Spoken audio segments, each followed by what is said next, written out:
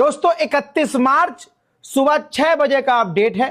कुछ बड़ी बातें हैं जो आपके लिए जानना जरूरी है, तो जानिए कि हुआ क्या है। अब बहुत बड़े अपडेट्स हैं, शॉर्ट में बता रहा हूं। जहां अरब देश कह रहे हैं कि हमने ईरान की मिसाइलों को रोका, नुकसान पहुंचाया, हमने ड्रोन रोक लिए, कुवैत भी यही कह रहा था।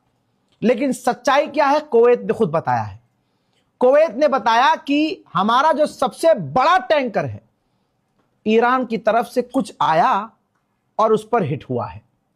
यानी एक बड़ा टैंकर है, उस पर ईरान का ड्रोन हिट हुआ है। इसके अलावा IRGC ने कंफर्म किया है कि एक ही रात में 2 MQ-9 रीपर ड्रोन अमेरिका के मारकर गिराए गए हैं। दोस्तों आपको बता दूं कि अरब देशों का प्रेशर है, इजराइल का प्रेशर है।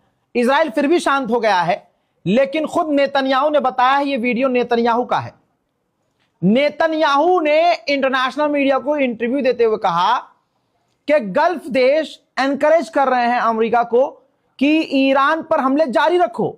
बहुत सारी बातें इसने बोली, लेकिन रिपोर्ट यह भी आ रही है कि सऊदी अरब, UAE कह रहे हैं कि जमीनी हमला करो। किससे कह रहे हैं? डोनाल्ड ट्रंप से। और कह रहे हैं UAE भड़का हुआ। UAE कह रहा है ना, ईरान से डील ना करना, इस वक्त ईरान से डील करोगे तो ईरान बहुत मजबूत हो जाएगा। ईरान का घमंड टूटना चाहिए, ईरान की रिजीम काफी मजबूत हो चुकी है, डील मत करना, हमला करते रहो। पूरी तरह से बिन सलमान बार बार डोनाल्ड ट्रंप से कह रहा है कि डील मत करना, ईरान बहुत मजबूत है और ईरान का इससे और नाम हो जाएगा। उधर यह जंग अमेरिका को भारी पड़ रही है।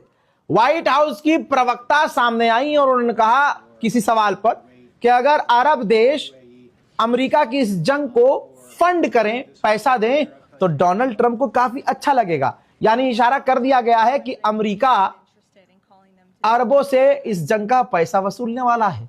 दोस्तों अब फादरलैंड की खबर सुनिए। जैसे अणुए वैसे फादरलैंड।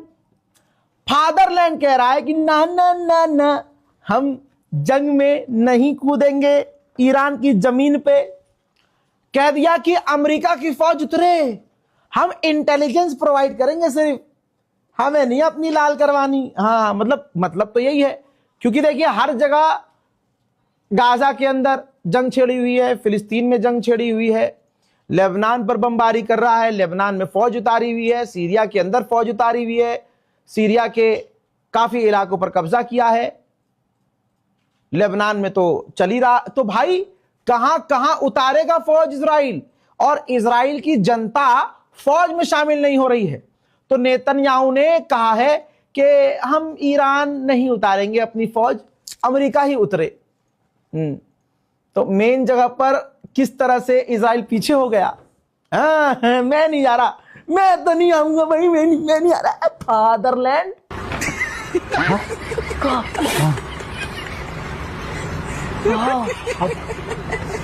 उधर रिपोर्ट यह आ रही है कि अरबों के इंटरसेप्टर खत्म हो रहे हैं। उनके पास सिर्फ 400 इंटरसेप्टर बचे हैं, 400। फिर क्या होगा? फिर वही होगा जो मंजूर ईरान होगा। यह जंग अमेरिका के लोगों पर कितनी भारी पड़ेगी आप सोच नहीं सकते। रिपोर्ट यह है कि अमेरिकी हेल्थ केयर, अमेरिका के लोगों के लिए जो हेल्थ केयर सिस्टम है उसका जो बजट है उसमें से $200 बिलियन कट करेगा और वो पैसा ईरान की जंग में लगाएगा। तो अब आप फैसला कीजिए कि कौन हार रहा है और कौन जीत रहा है। जिस तरह से ईरान की जीत हो रही है, आणुए के दिमाग में तो आ ही रहा होगा कि काश हम मुल्ले होते। तो देखिए आज भी आप वो काम कर सकते हैं, बहुत आसानी से हो सकता है, बहुत आराम से हो जाएगा, ज्यादा मेहनत नहीं करनी है। और अगर आप मुझे मौका देंगे ना, टाडाऊ।